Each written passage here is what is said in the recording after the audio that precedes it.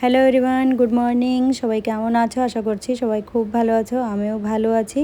গতকাল ভিডিও দিতে পারিনি কারণ ফোনের নেট ব্যালেন্স শেষ হয়ে গিয়েছিল, যার কারণে আর ভিডিও দিতে পারলাম না। আর নেট ব্যালেন্স ছিল না বলে আমি ভিডিওটাও রেডি করে রেখেছিলাম না, যার কারণে রাত্রে তো ব্যালেন্স ভরা হয়ে গিয়েছিল, কিন্তু তখনও দিতে পারলাম না। আর রাত্রে দিলেও তেমনটা ভিউজ হয় না, 10-15টা হয়ে বসে থাকে। তো এই জন্যে আর রাত্রেও দিলাম না। আর চেষ্টা তো আছে প্রত্যেক দিনই ভিডিও দেওয়ার। হ্যাঁ, এখন সঠিক টাইমে হয়তো দিতে পারছি না, কিন্তু খুব তাড়াতাড়ি আমি ঠিক দুপুর 2টোর সময়ই ভিডিওটা দেব। আর এই সময়টা শরীরটা আমার একদম ভালো যাচ্ছে না, কারণ শরীরে প্রচণ্ড জ্বর থাকছে।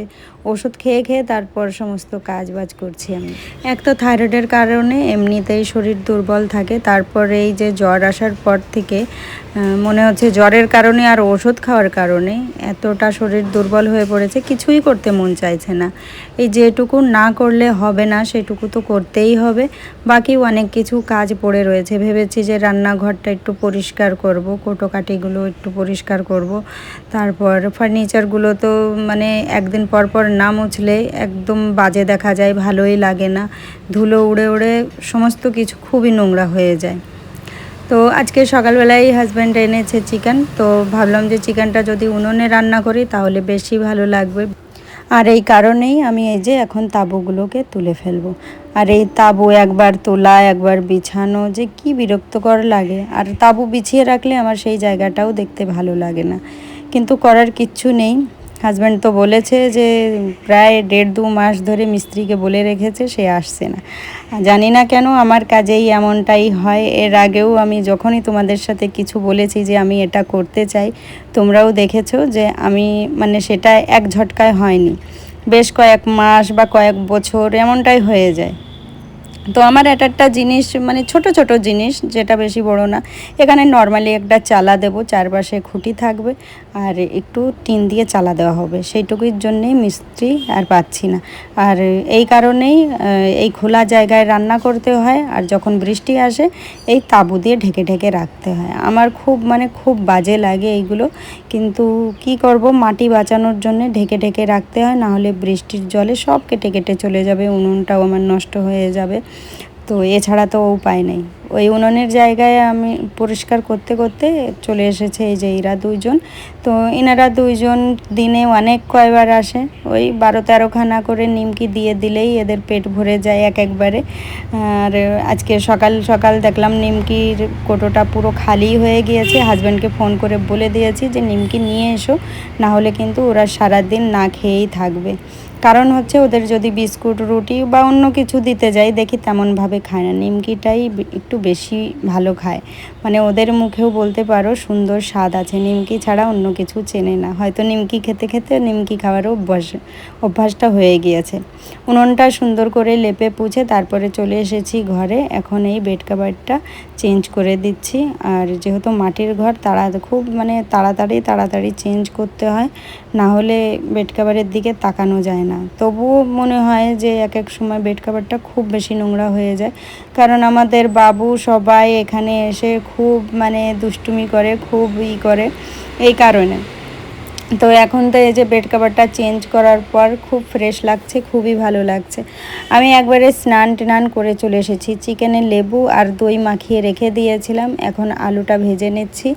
আর চিকেনের রেসিপি এর আগেও আমি অনেক কয়বার দেখিয়েছি, আমি সেইভাবেই রান্না করেছি। ওই মশলায় ধনে জিরে আদা রসুন শুকনো লঙ্কা এগুলোই দিয়েছিলাম।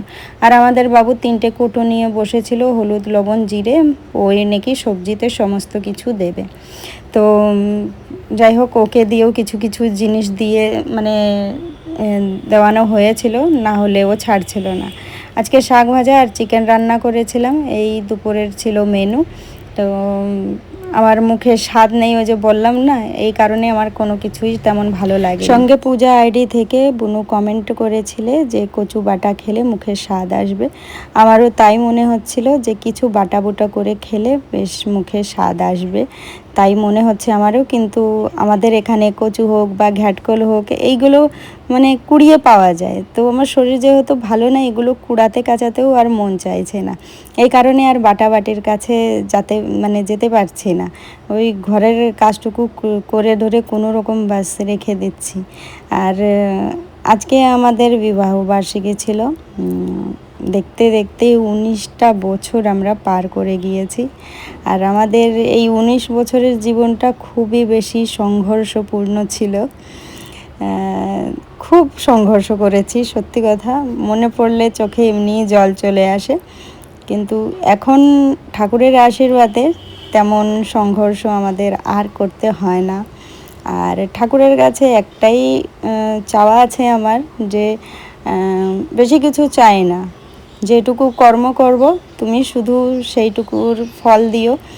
আর এক্সট্রা আমাদের কিছুই চাই না, যেমন রেখেছো তেমন যেন থাকি। আমাদেরকে সুস্থ রেখো, আমাদের বাচ্চা কাচ্চা ফ্যামিলি নিয়ে যেন আমরা খুবই ভালো থাকি। খুব হাই ফাই আশা নেই, বাস ওই যেটুকু কর্ম করব তার ফলটুকু দিলেই হলো। তো এখন বসে বসে আমরা সবাই এক জায়গায় কেক কেটে নিচ্ছি। আর আমরা কম কাটছি, বেশিরভাগ তো খুশি হচ্ছে আমাদের পুরু বাবু। মানে যখনই যারই জন্মদিন হোক, অ্যানিভার্সারি হোক, যাই হোক না কেন, ওভাবে ওর বার্থডে চলছে।